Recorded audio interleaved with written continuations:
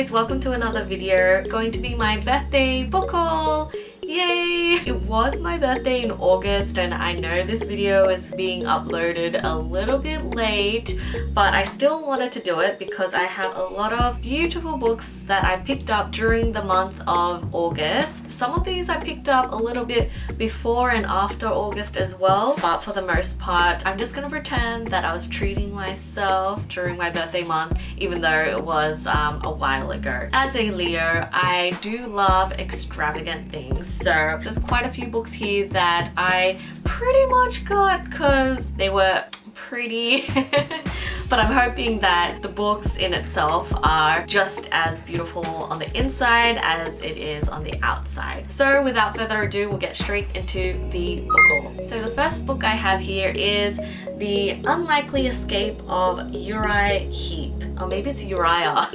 And this is by H.G. Parry. I was at the bookstore and I was kind of wanting to read something sort of book related and I came across this. It is a fantasy book and apparently this is Mr. Parry's debut book. The main character, Charlie Sutherland, has this strange ability to be able to bring characters from books into the real world, and it seems like he's caused quite a bit of trouble at a library where he's clearly brought characters unintentionally to life, and apparently it's causing a lot of trouble for him. This is kind of like a book lover's dream when it comes to fantasy. It seemed like a story within a story, and you know, as a book lover, that's straight up my alley, so I picked it up. The next book I picked up at a local bookstore, The Great Godden by Meg Rosoff. I actually have never heard of this book before, but I saw it at the bookstore. It definitely captured my eye visually. I don't know why, but I just think that this book cover is really stunning. And so I ended up picking it up even though I've never heard of this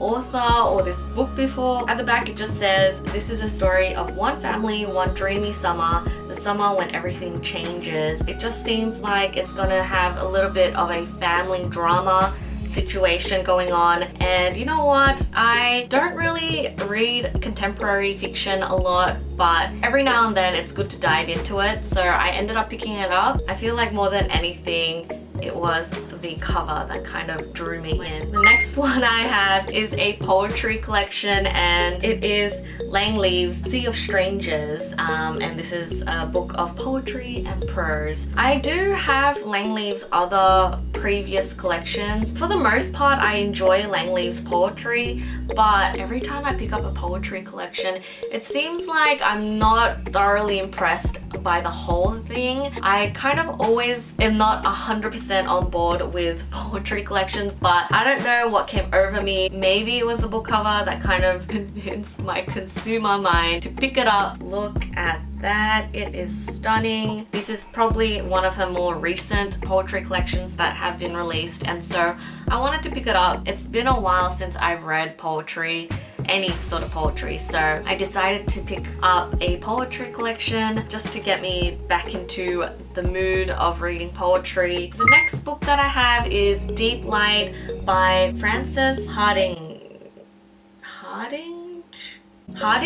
First of all, has a stunning cover. Look at that, it's beautiful. I've seen this book around for quite some time now and I've kept it at the back of my mind, but I don't know, one day I was at the bookstore again and I just picked it up because, I don't know, again it was the cover that kind of drew me in and I ended up picking this book up. It's apparently a Costa award-winning novel. On the island of Ladies' Grave live Hard and his best friend Chuck. They are scavengers living off their wits, diving for relics of the gods, desperate for anything they can sell. And now there's something restless scurrying beneath the waves, calling to someone brave enough to retrieve it, something valuable, something dangerous. Why did I think that this was contemporary fiction? It seems like there's something more fantastical going on. That has got me a little bit more intrigued. This seems like a book about friendship, which I adore, and so yeah, I do want to check this one out. The next book I got was If I Had Your Face by Frances Cha, and this is a book that has been circulating for a while. Again, look at that pretty and gorgeous cover. This is basically a contemporary fiction set in Korea. I believe it just follows a few women and their lives in Korea and society's expectation on beauty standards and whatnot. It seems like it's gonna be a bit heartbreaking and a bit tragic and I don't know, sad. I picked this book up because sort of midway this year we had a readathon called the Creadathon, and I was kind of looking at books that other people were picking up, and this was one that was quite a popular book that a lot of people were reading during that time, and so I ended up picking this book up as well. I can only imagine how suffocating it is to live in that sort of society where beauty standards are everything. I feel like it's going to explore some deeper topics and I'm excited. Definitely will be reading that one sometime in the following months ahead. It's been a while since I've read a graphic novel and I kind of want to get back into them. I recently went to a bookstore and kind of looked at all the graphic novels that I have been reading throughout the previous years, and there are a lot of volumes out, so I can kind of binge read some of them, which is great. But anyway, I picked up Trillium by Jeff Lemire. Jeff Lemire is one of my favorite authors when it comes to graphic novels. Sweet Tooth by him is one that I personally really enjoyed. I did film a video quite a while ago about my favorite graphic novels. I'm pretty sure I mentioned Sweet Tooth. I picked this book up via a recommendation on a fellow booktuber. The art style definitely looks very similar to Sweet Tooth. I kind of read a little bit of this. It does seem very weird. It's like a weird science fiction story and it seems like it deals with time travel a little bit. I am very much intrigued. I've heard really good things about this graphic novel, so can't wait to actually read it, finish it, and kind of kick myself into a reading binge for graphic novels again because I haven't read one in so long. The next book I have here is a middle grade, and I rarely read middle grade. I got Wildspark by Vashti. I was watching a certain booktuber and they mentioned this book and it sounded amazing, so I picked it up. It's obviously a fantasy, as you can see, because there's a, what do you call that lion with wings? A griffin. At the back it says, in Medlock, machines don't come to life, life comes to machines. So it does give me fantastical but also steampunk vibes, and I'm digging it. The next one I have is a classic. I feel like this haul, I've picked up a lot of books that are outside my comfort zone, but anyway, this is one that you guys probably know. It's Don Quixote by Cervantes. Gosh, don't even. But this is obviously a classic knight's tale. I remember watching this funny video of this guy who was picking up books that the main character from You was reading in the show, and Don Quixote was one of them, and I don't know, I picked it up. It just seems like one of those classic books that you gotta read if you love adventure, and it just seems like one of those Knight's Tale quest adventure stories, and if I do end up reading this and finishing this, I'm gonna feel accomplished, because this, although it doesn't look like a beast, it is. Yikes. It is over 1,000 pages. I don't know when I'm gonna get to this book, let's be real. That is intimidating. This is obviously in the Penguin Classics cloth bound edition, and it's beautiful. It's beautiful. It's got like the knights, and I love this edition. Okay, so the next book that I picked up, I've heard so many good things about on BookTube, and it is My Year of Rest and Relaxation by Ottessa How do you even say her name? Moshfegh? I'm sorry that I'm so bad at pronouncing names.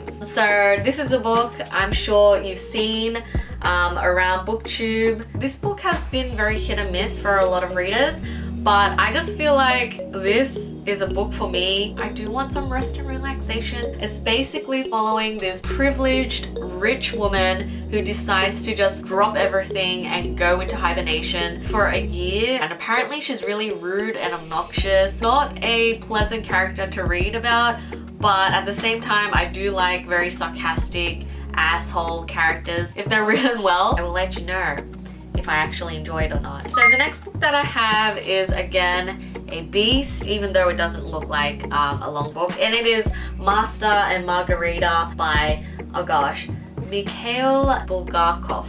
This is obviously a Russian classic. I've been eyeing this for a while, especially this edition. This is one of the Penguin Deluxe editions. I actually do own this book in a different edition I got like ages ago, but I've been eyeing this one for quite some time, and I again had this consumer I have to have it mentality when I was at the bookstore, and I just purchased it. So yeah, I'm sorry, I'm bad, but look at this cover though. How can you know, pass this book up?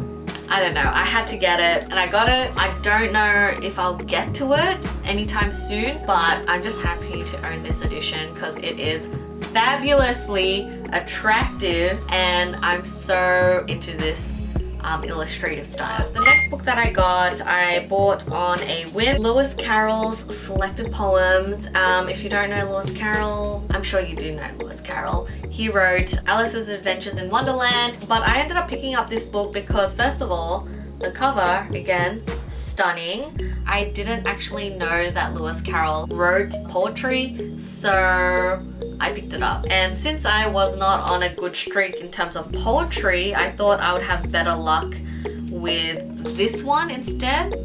We shall see. I'm excited because I don't know, I feel like, I read Alice's Adventures in Wonderland quite a while ago, but I feel like his writing style would really work in poetry. So I will see if I am correct about my assumptions on that one. The next book that I have is stunning. The cover was so bold, so eye-catching that I just took it home with me. And it is Magic for Liars by Sarah Gailey. I honestly have not heard of this book. I thought that this would be like a popular book that might be picked up by, booktubers, but I don't know, it seems like it's a blend between Harry Potter and other things. It says here that Magic for Liars is kind of a combination between The Magicians and The Secret History. So if you like the sound of that, maybe you can pick this book up as well. Oh my gosh, even the inside flaps,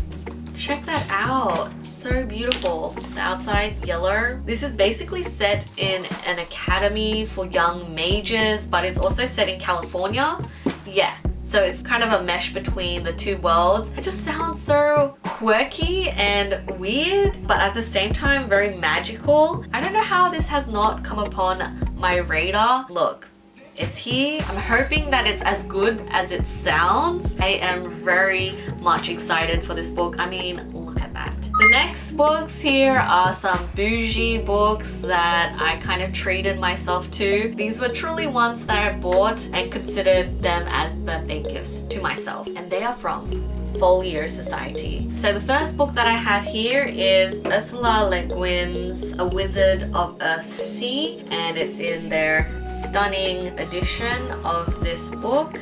I hope that focused. If not, how embarrassing. Oh, the pages has a map. This is a book that I've been eyeing for a while. It has beautiful, stunning illustrations every now and then. She writes sci-fi books a lot of the times, but this is like a fantasy book by her, and this edition I've just been eyeing for a while. This book is a quartet, right? It's a series, but I feel like this is just book one. Stunning packaging. It comes in this sleeve, and just the cover looks so beautiful. Talking about Alice's Adventures in Wonderland, I ended up getting these. These were all on sale, by the way, so I didn't really pay full price, but they were still very expensive considering that I had to pay for shipping. It's hard. It is hard living in the other side of the world when you're making orders these days, because shipping, let me tell you, costs a fortune. So we've got Through the Looking Glass. Look how beautiful these covers are. Look how beautiful. Can you see that? And this. So stunning. We've got Through the Looking Glass, which is this one, and then we've got Alice's Adventures in Wonderland, and that's in this edition. The next one I have is this collection of anthology pieces. The book sleeve thing is stunning, like the packaging, the pattern. I don't specifically know how to describe these books, but basically each book has a season. It's basically an anthology piece where they've collected poems and little passages from different types of literary fiction. This is winter, so there's like little passages that really kind of remind you of the winter season and kind of gives you that vibe. And I just thought that this was a nice collector's piece. It's just beautifully made and there's like nice beautiful illustrations throughout, and it's just really cute. There's like a spring one that looks like this, and then we've got the summer version, lovely, with that sunflower. If I turn it, you might be able to see it a bit more. The light's a bit bright, but yeah, that's the summer one. And then we've got the autumn, which I love, one of my personal favorites. And then obviously what I showed you just then, which is the winter collection. The spines together look amazing. We've come to our lucky last books here, and it is another combined sort of edition. You are going to be stunned by this cover, and it's an Octavia E. Butler bind up. Well, not really a bind up, but there's like two books. It is this beautiful edition of Parable of the Sower and Parable of the Talents. Can you see the beautiful design even on this side? I feel like you'll be able to see the illustrations best on the sleeve. It kind of looks like this. Also, I was a little bit like not impressed because maybe during manufacture there was like this wrinkle going through this book, and I was thoroughly pissed about this. But what can you do? I already bought the book. I brought it home. This is Parable of Talents and this is Parable of the Sower. Just look at these editions and tell me that these are not the most beautiful books that you've seen. These were probably not the first books that I wanted to read from Octavia Butler, but I saw this at the store and I just could not leave without them. It was the only one there, so I was like, if I leave now, I may never get it again. So I ended up getting it while I was there. But yeah, so beautiful, so stunning. I've wanted to read something from Octavia Butler for so long. I did really want to read Kindred by Octavia Butler, but I guess these ones are first. Alright, so this is my, these are not all the books that I bought. Clearly, because the Folio Society books are so heavy. So these are the books that I bought. Clearly, they're not all of it because I can't hold the Folio Society ones. As well as this stack because they are heavy. I feel like booktubers get a workout every time they try and lift their book stack. Anyway, that is it. I hope you guys enjoyed my extravagant and huge book haul. Those were all the books that I bought during, well, I can't really say during my birthday month because I kind of bought some of these after August and some of these books I purchased before. I'm hoping that this video isn't too long, but yeah, that is all for today. I hope you guys are keeping safe and I'll see you in my next video. Bye!